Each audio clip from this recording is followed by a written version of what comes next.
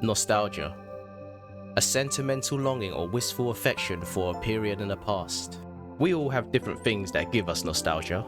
It could be a type of music, a certain place in the world, a type of aesthetic, or maybe the food you used to eat when you were younger. One of the things that makes me feel nostalgic is when I think about the games I played growing up. There are a few games nowadays that might remind me of the more simple times in my life. Pixelated Super Nintendo kind of vibes with 16-bit sprites are usually what makes me reminisce about my childhood. But I never thought I'd find so much nostalgia in a VR game. The Pixel Ripped trilogy by Avor Immersive Games are set in 1978, 1989, and 1995. They're bursting at the seams with awesome classic game references and do an amazing job with giving you a feel of what it was like being a kid back then. I remember when I played them for the first time, I caught myself just sitting there with a huge smile on my face while basically being transported back to my childhood. And once I finished, I felt like I was high on the memories of a time that I can never truly go back to. And that's why I wanted to make a video, to show whoever will watch why I appreciate what these games have achieved. So whether you grew up in the 90s, have an interest in games of old, or are a fellow VR player looking for something you may not have tried yet, sit back, grab a drink, and join me as I talk about a couple of VR games that mean a lot to me, games that I feel more people should know about and experience. I'm Yamada, and this is the most nostalgic VR game.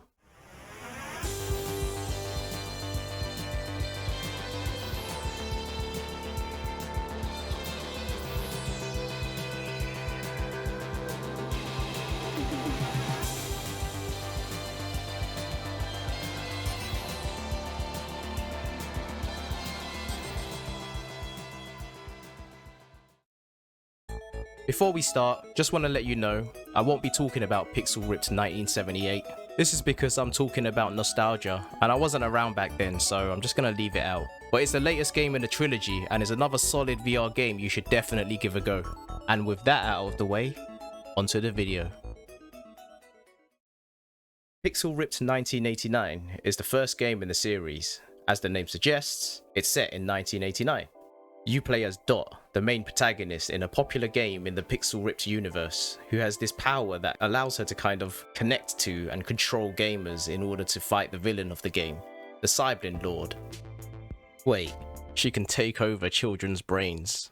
That's kinda messed up.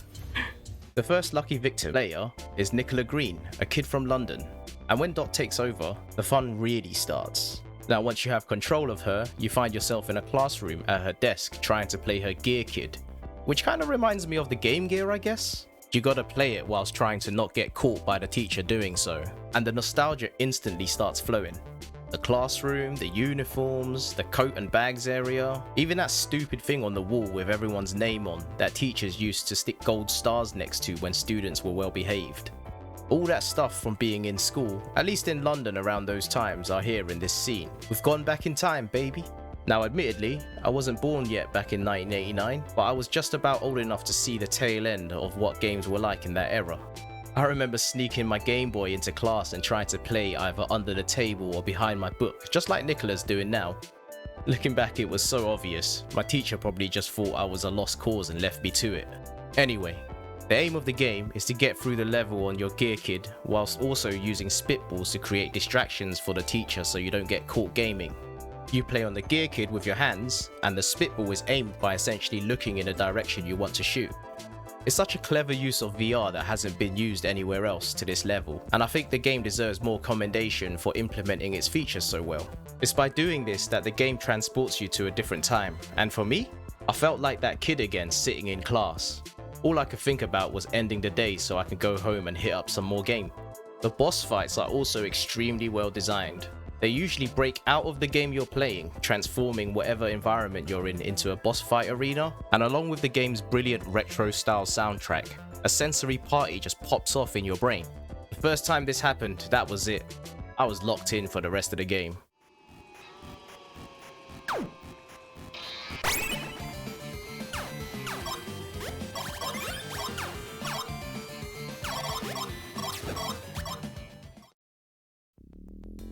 There's only a few levels in Pixel Ripped 1989. The classroom level I just mentioned, the playground level, the headmaster's office, and the final level. I don't want to say too much about everything these games have to offer because I want you to experience it for yourself. But that's pretty much about it for the first game in the trilogy. The game's not that long, and as I've already kind of implied, I have more nostalgia for 1995 because I was actually alive then. But a cool thing at the end of the game was that you got to pick what year the next game was going to be set in. I assume this is how the devs got the players to influence where the next game will be taken. I found that really cool. It's a really smart way of getting the player base involved if you ask me. And at the time, it seems the player base voted on 1995.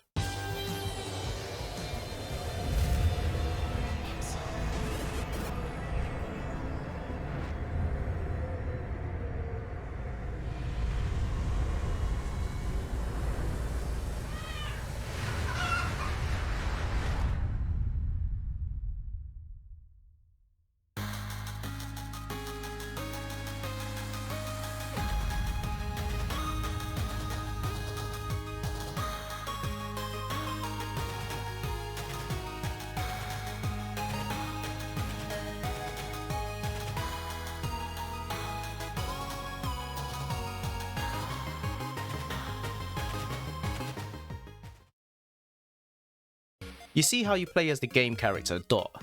6 years have passed since the events of the last Pixel Ripped, and in that time, gaming technology has advanced and it shows in Dot's world too. And I'm not sure if it's just because it was the time in which I spent my early years, but I think this was the golden age of gaming.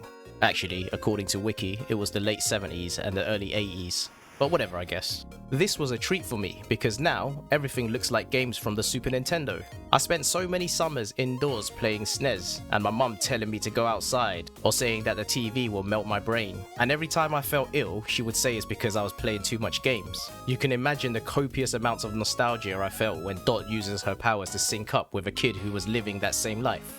David Keane from New Jersey is the poor kid who gets to have a video game character take over their brain this time. He sat in his house playing the Pixel Ripped Universe's version of the Super Nintendo during the summer break. His mum, Karen, Karen, is doing 90s mums things, like I said earlier, telling him to touch grass and telling your auntie on the landline about how useless their kid is while they sit there playing video game, and it's so damn relatable. The games you play in Pixel Ripped 1995 reference many popular games from this era, and for me at least, was a treat to play through this VR gameception thing we got going on. Games like Zelda, the old Alien games, Sonic, Road Rash, Castlevania, and so many more are all referenced, and even though I didn't play some of them, they had that 90s Super Nintendo or Sega Mega Drive vibe that, as I mentioned earlier, I got so much love for. The boss fights also keep finding new ways to make them fun, and even though they use classic boss mechanics, the spectacle of it all makes them a treat to play. For example, one of the boss fights has you holding a toy spacecraft to dodge and shoot. It pays homage to the classic Star Fox games, and it's like you're holding a toy as a kid imagining this all playing out. It's another clever way to use VR to tell a story from the kid character's point of view. The devs actually ended up using this mechanic and turning it into its own game with Yuki, the bullet hell VR game, which I also highly recommend you try out if you're looking for something different in VR. That VR innovation I keep talking about has been ramped up again in this one. You distract your mum just like how you did with the teacher back in 1989. But they've also added some new stuff, like throwing bananas at the back of the car to make a driving boss spin out, and turning off the TV when you hear your mum waking up so you don't get caught gaming past bedtime. I did that so much as a child, so this part in particular really hit home with me. It's really cool as well because the noises that wake your mum up are caused by stepping on creaky floors in the game you're playing. It's genius. There's even a part where you're at the game shop with your dad and you have to play 2 games at once. This was another one of those really impressive moments for me. Smart VR usage. Even though the game is a seated experience, they found unique ways to use VR and make interactions with the game world meaningful. This makes it stand out from many of the other VR games out there, at least in my opinion. Everything in the Pixel Ripped games does an amazing job at capturing and presenting that whimsical time of my life where everything was an adventure, and this overarching story that Dot brings could very easily have been something my weird little self imagined up while playing games as a child. Again, there are many more awesome little moments in this game that I haven't mentioned because I want you to go and experience them for yourself. Whether you have nostalgia for the times in which the games are set in or not, I hope you try and enjoy the solid VR game that is Pixel Ripped. The game I call the most nostalgic VR game. Hey you, thanks for watching till the end of the video. I hope you enjoyed your stay. If so, please consider hitting me with a like and subscribe. Knowing that people enjoy what I'm doing is a huge motivation when I'm thinking of making another video, so I really appreciate everyone who takes the time to watch and support. Thanks again, and as always, stay fed and good night.